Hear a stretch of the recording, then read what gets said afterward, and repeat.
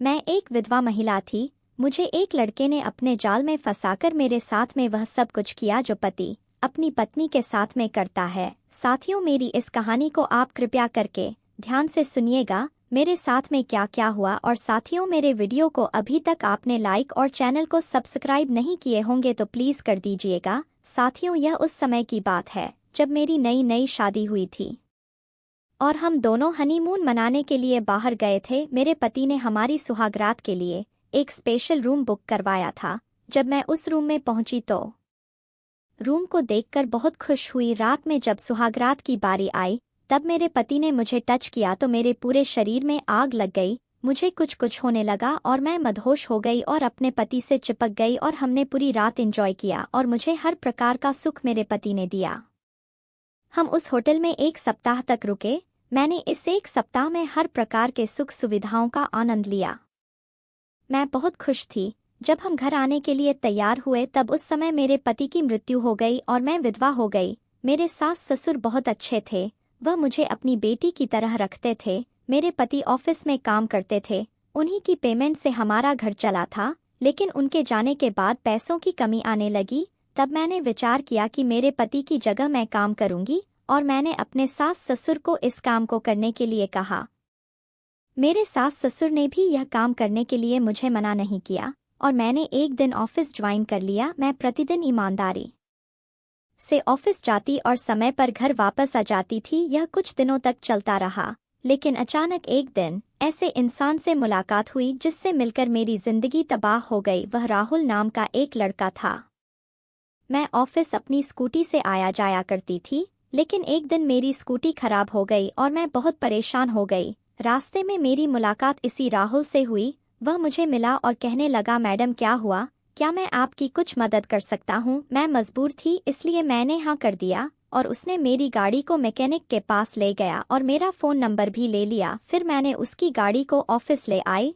उसने मेरी गाड़ी बनवाकर मेरे ऑफिस में ले आया और अपनी गाड़ी को ले गया। कुछ दिनों के बाद में मुझे उसका फ़ोन आया और कहने लगा, मैडम आपने मुझे पहचाने क्या? मैंने कहा नहीं। उसने कहा, मैडम आप भूल गई, मैं राहुल जिसने आपकी गाड़ी को ठीक करवाया था और आपकी मदद किया था। तब मैंने कहा, हाँ हाँ अब पहचान लिया। तब मैंने कहा, कहिए राहुल जी आपने मुझे कैसे याद किया?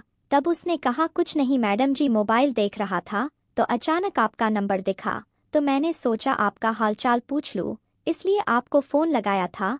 कहिए आप कैसे हैं? मैंने कहा, मैं अच्छी हूँ और इधर उधर की बातें करने लगा। मैं उससे बात करने के लिए मजबूर थी क्योंकि उसने मेरी हेल्प की थी, इसलिए मैं उससे बातें करने लगी। लेकिन मुझे उसके इरादे कुछ अच्छे नहीं लग रहे थे। कुछ दिनों के बाद में वह मेरे घर पहुंच गया और मेरे सास ससुर से मिला। मैं उस समय ऑफिस में थी और उन्हें मेरी गाड़ी खराब होने की बात बताई। उसने मेरी सहायता किया था, इसलिए मेरे सास ससुर ने उसे बिठाया और उससे बातें की। जब मैं ऑफिस से घर लौटी तब मेरे सास ससुर ने मुझसे पूछा कि कोई आया था और तुम्हारी हेल्प करने की बात कर रहा था। तब मैंने कहा, हाँ उसने मेरी हेल्प की थी। कुछ दिन बाद फिर उसका एक फ़ोन आया, तब मैंने उसका फ़ोन रिसीव नहीं किया। दूसरे दिन राहुल मेरे ऑफिस जाने के बाद फिर हमारे घर पहुंच गया। उस समय बरसात के दिन थे। मेरे सास ससुर से बैठकर बातें करने लगा और उन्हें अपनी मीठी मीठी बातों से अपनी ओर आकर्षित कर लिया। जब मैं ऑफिस से निकली उस समय अचानक पानी आने लगा और मुझे घर आना था, इसलिए मैं आ गई और गीली हो गई। जैसे ही मैं घर पहुंची, मेरे घर राहुल बैठा हुआ था और मुझे बुरी नज़र से देख रहा था। मैंने कमरे में जाकर कपड़े बदले।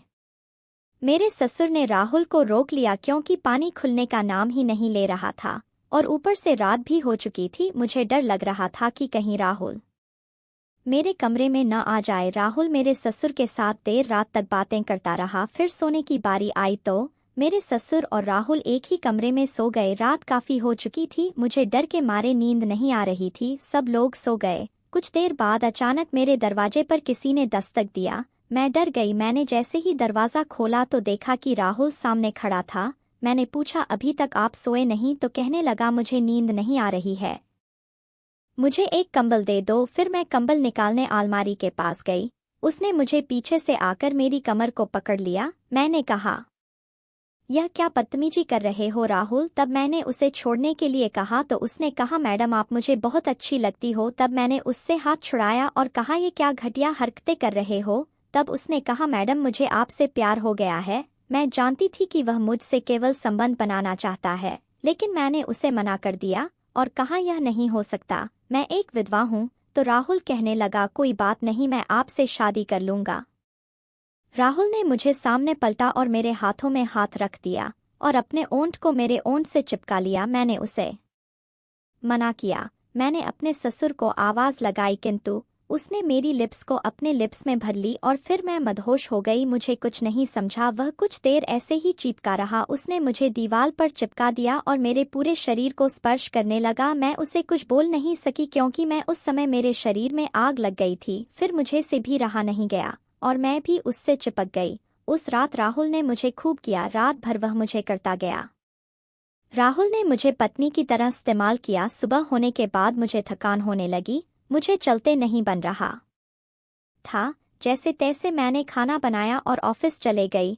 उस दिन मुझे बहुत बेकार लगने लगा और बाद में पछतावा भी हुआ कि मैं यह क्या कर दिया। एक दिन अचानक मेरे ससुर की तबीयत खराब हो गई और उन्हें मैंने हॉस्पिटल ले गई। अस्पताल में मुझे 2-3 दिन लग गए। राहुल ने देखा कि यह ऑफिस आते जाते दिख नहीं रही है, इसलिए वह मेरे घर आ गया और मेरी सास से जानकारी लेकर वह अस्पताल पहुंच गया। अस्पताल में आकर मुझे कहने लगा कि अंकल जी की तबीयत कैसी है। मैंने कहा अभी ठीक है और वह मेरे ससुर के पास में जाकर उनकी हेल्प करने लगा। मैंने कहा राहुल जी आप यह सब कुछ क्यों कर रहे हैं, मैं कर लूंगी। तब कहने लगा नहीं यह मेरे पिता के समान है और आपके साथ में कोई नहीं है। मैंने भी उसे कुछ नहीं कहा क्योंकि मुझे भी ऑफिस जाना था, मैं मजबूर थी। 2-3 दिन बाद मेरे ससुर हॉस्पिटल से घर लौट गए। राहुल भी हमारे घर आया। राहुल सिर्फ मेरे जिस्म की नुमाइश करना चाहता था, इसलिए वह मेरी मदद कर रहा था। उस दिन राहुल हमारे घर ही रुका और रात होने के बाद फिर से मेरे कमरे में आ गया और कहने लगा मैडम आज भी मेरी प्यास बुझा दो, मैं बहुत तड़प रहा हूँ। मैंने उसे कहा एक बार हो गया, अब दोबारा ऐसा नहीं हो सकता। वह फिर से शादी की बातें करने लगा। मैंने मना कर दिया लेकिन वह नहीं माना और कसम खाने लगा कि मैं तुमसे ही शादी करूंगा। बार बार कसम खाने और मुझे मजबूर कर दिया। फिर उसने मुझे पकड़ लिया और मेरे ओंठ को चूमने लगा। मैंने बहुत मना किया लेकिन वह नहीं माना और मुझे बिस्तर पर लिटा दिया और उसने मुझे सारी रात सोने नहीं दिया। राहुल ने उस रात वह सब कुछ किया जो मैंने सुहागरात में अपने पति के साथ किया था। राहुल मुझे शादी का झांसा देते गया। मैंने राहुल से कहा कि आपने मुझसे शादी करने का वादा किया था, अब उसे पूरा करो। राहुल कहने लगा हाँ कर लेंगे, कहाँ कर लेंगे, और मुझे 2 साल तक इस्तेमाल करता गया और मेरी जिंदगी बर्बाद कर दिया। जब उसका मुझसे मन भर गया तो वह भाग गया। मैंने उसे बहुत ढूंढा लेकिन उसका कहीं पता नहीं चला। तो साथियों यह होती है एक विधवा की जिंदगी। उसे हर कोई बुरी नज़र से देखा है। हमें विधवाओं को बुरी नज़र से नहीं देखना चाहिए, हमें उनका सम्मान करना चाहिए और समाज में उन्हें इज्जत देना चाहिए। तो साथियों मिलते हैं इसी प्रकार की एक नई कहानी के साथ।